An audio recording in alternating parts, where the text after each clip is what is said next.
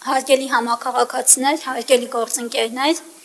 այսօր շատ կարևոր փաստաթղթեր ենք քննարկում Երևանի 2025 թվականի բյուջեի կատարողականը ևս ներառված է, սակայն այլ թեմայի մասին եմ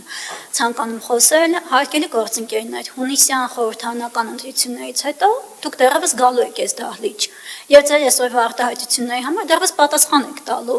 Իբր մենք պղպջակների մեջ ենք ապրում, իբր իրականությունից կտրված ենք։ Հարգելիներս, ձեր քաղաքական ուժի առաջնորդներից մեկը, քանի որ բազմաթիվ են, այդ մեկին եմ ցիտում,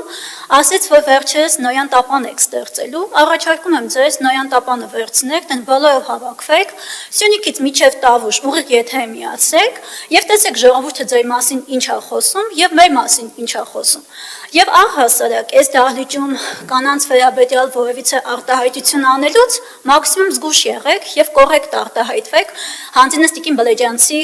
ելույթից հետո։ Մեծ մարդիկ եք, հազիվ կարողանում եք կանանց թիրախավորեք։ Եվ առհասարակ ձեր բոլոր զրույցների մեջ կանանց եք այնուամենայնիվ թիրախավորում։ Ինչ վերաբերում է Ղարաբաղի հարցին, ես մի քանի անգամ ասել եմ, Ղարաբաղի հետ կապված հարցերով, եթե կարող եք, գնացեք ձեր քաղաքական հորը Ռոբերտ Քոչարյանին հարցրեք, թե ինչու 97 թվականին Լեռնային Ղարաբաղը դուրս թողեց ամբողջ բանակցային դաշտից։ Չնայած ես արդեն վախենում եմ այս ամբիոնի մոտ հարցերի հնչեցնելուց, որովհետև նախորդ նիստի ընթացքում ձեր գործընկերներից մեկին ասեցի, գնա տնեցիներից ճշտի, թե ինչ եք ապօրինի գույքով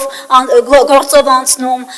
ինչու հայրդ առհասարակ ծպտուն չեր անում որոշակի գործողությունների հետ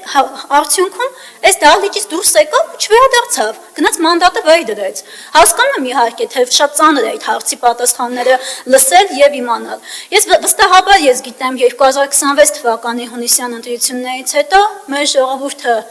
իր գնահատականը տալու է թե ձեզ եւ թե մեզ եւ պետք չի էլ ուղղակի այդ տեքստերը հնչեցնել։ Մենք շատ լավ գիտենք ձեր փաթեթային անդիմության նպատակը Հայաստանի Հանրապետության հետ կապված որն է եւ որ երկրի շահերն եք առհասարակ սպասարկում։ Շնորհակալ եմ ուշադրության համար։